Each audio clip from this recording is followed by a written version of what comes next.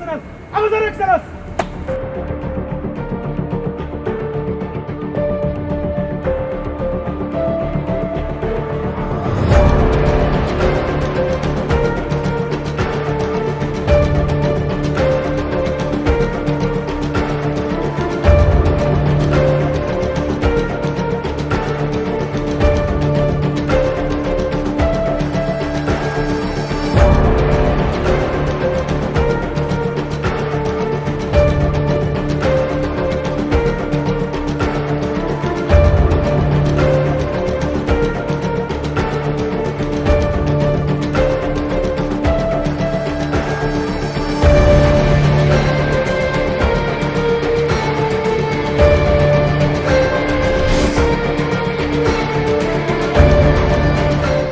Heureuse spécialement d'être ici au Niger, dans ce palais présidentiel, auprès de mon frère, le président Mohamed Bazoum.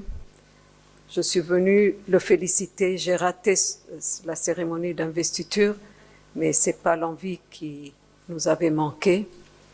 Je connais le Niger depuis 1993.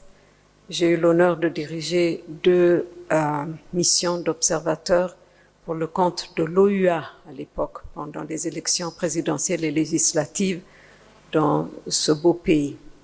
Je suis heureuse d'être de retour.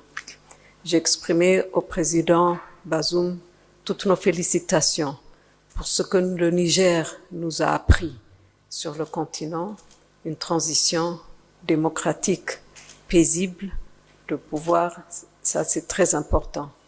Ensuite, je l'ai félicité pour le travail qu'accomplit le Niger en combattant le terrorisme et l'extrémisme religieux, d'où qu'il soit. C'est un fléau et qui nous touche tous. On ne peut pas dire que nous sommes à l'abri tant que nous n'aurons pas pris les précautions qu'il faut et tout en apportant mon soutien sur les pertes considérables que le pays subit, mais en faisant le travail qu'il faut. Nous sommes tous ensemble parce que nous faisons la même chose de l'autre côté du continent. Ensuite, c'était une très grande opportunité pour moi pour de faire un compte-rendu à mon frère, le président, sur la situation dans mon pays, dans le nord de l'Éthiopie, la situation avec nos voisins, surtout le problème frontalier avec un pays frère, le Soudan, les 6e élections générales que nous allons avoir dans quelques semaines, dans un peu plus de 3 semaines en Éthiopie, en espérant que nous y œuvrons de toute façon, que ce soit une source des élections paisibles, crédibles et soit source de progrès pour la population éthiopienne qui en a tant besoin. Et le point important que nous avons discuté aussi, c'est le grand barrage de la Renaissance que l'Éthiopie construit sur le fleuve, le Nil, que nous appelons Abay dans nos frontières, et qui contribue à 70% des eaux du Nil d'une façon générale. Plus de 65% de nos populations n'ont pas d'électricité.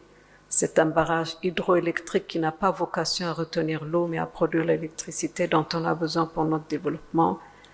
Et voilà, donc c'est pour expliquer aussi cela.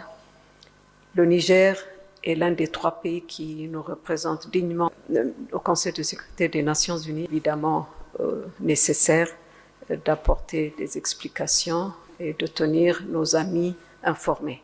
C'est ce que j'ai essayé de faire à cette heure tardive de la journée, en un jour du Ramadan. Je m'en excuse, Monsieur le Président.